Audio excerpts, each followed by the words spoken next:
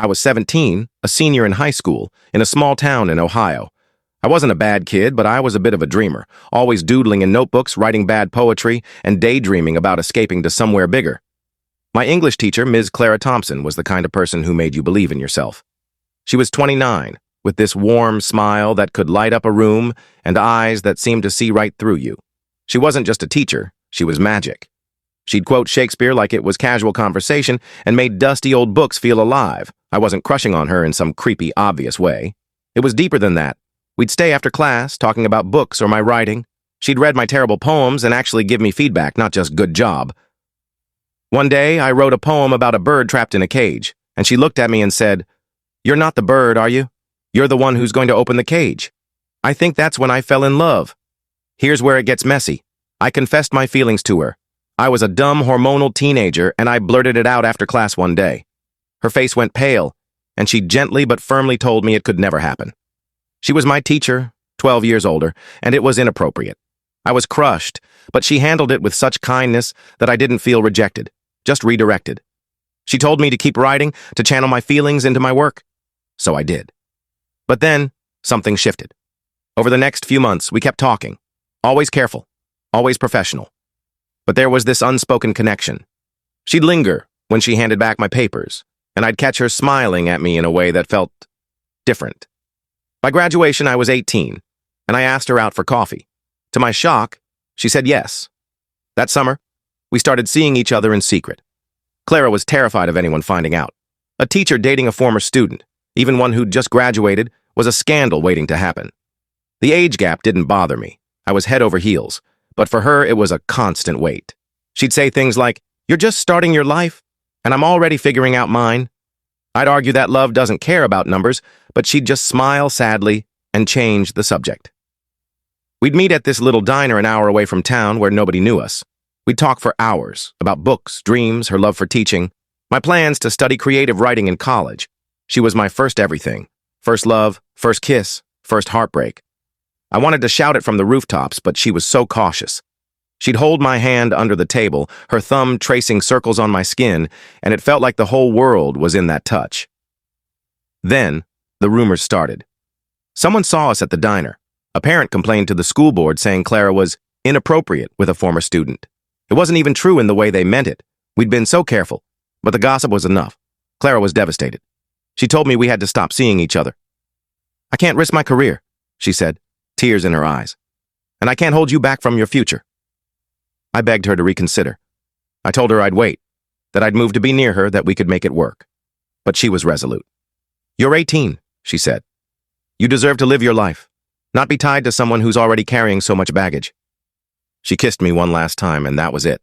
She walked away, and I felt like my heart had been ripped out. I went to college, but I was a mess for a while.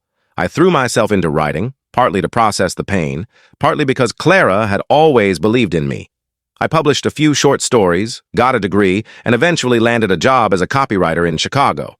Life moved on, but I never stopped thinking about her. Every time I dated someone new, I'd compare them to Clara. Her laugh, her mind, the way she made me feel like I could be more. I tried looking her up a few times. Social media wasn't big back then, but by 2010, I found her on Facebook. She was married, living in Seattle, still teaching. Her profile picture showed her with a guy who looked like a professor type. Glasses, tweed jacket, the works. She looked happy, and it gutted me. I didn't reach out. What was the point? She'd moved on, and I had to respect that. My own life wasn't bad. I dated, had a few serious relationships, but nothing stuck. I got into screenwriting, moved to LA, and even had a couple of scripts optioned. By my late 30s, I was doing okay, decent career, nice apartment, good friends, but there was always this hollow spot where Clara used to be. I'd wonder if she ever thought about me, if she remembered our summer together. Fast forward to 2019. I'm 38, single, and at a writers' conference in Portland. I'm there to pitch a screenplay, feeling pretty good about it. During a panel on storytelling, I hear a familiar voice from the audience asking a question. My heart stops. It's Clara. I'd know her voice anywhere, even after 20 years. I crane my neck to see her. She's in the back row, her hair grayer but still long, her eyes just as sharp. She's 50 now, but to me, she's timeless. After the panel, I muster every ounce of courage and walk up to her. "Clara?" I say, my voice shaking. She turns, and for a moment, she doesn't recognize me. Then her eyes widen. "James?" she whispers. We stand there, frozen, like the world has paused. Then she hugs me, and it's like no time has passed at all. We grab coffee at the hotel cafe, and it all comes pouring out. She tells me she got divorced 5 years ago. Her marriage had been stable but passionless, and she'd spent years feeling like something was missing. She'd thought about me too, and wondered if she'd made a mistake ending things. I tell her about my life, my writing, how I never stopped loving her. We talk until the cafe closes, then move to a park bench outside, still talking. It's like we're 18 and 29 again, but wiser, softer. The age gap doesn't feel like a gap anymore. At 38 and 50, we're just two people who've lived, hurt, and grown. She tells me she's proud of me, that she's read my stories online. I tell her she's still the reason I write. Before we part, she gives me her number and says, "Don't wait 20 years this time." We started texting, then calling, then visiting each other. She was still in Seattle, I was in LA, but we made it work. The chemistry was still there, but now it was deeper, built on shared history, mutual respect, and the kind of love that survives decades. We talked about the age gap, how it felt different now. "You're not a kid anymore," she said, laughing. "And I'm not your teacher." In 2020, during the pandemic, I moved to Seattle to be closer to her. We got a little house together with a garden she loves and a study where I write. We're not married, neither of us feels the need, but we're together, and that's enough. She's 56 now, I'm 44, and I've never been happier. We read to each other at night, argue about classic literature, and plan trips we'll take when she retires from teaching next year. Last month, I published a novel dedicated to her.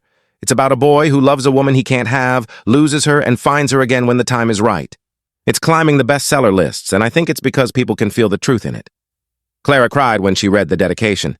"To see who taught me to open the cage."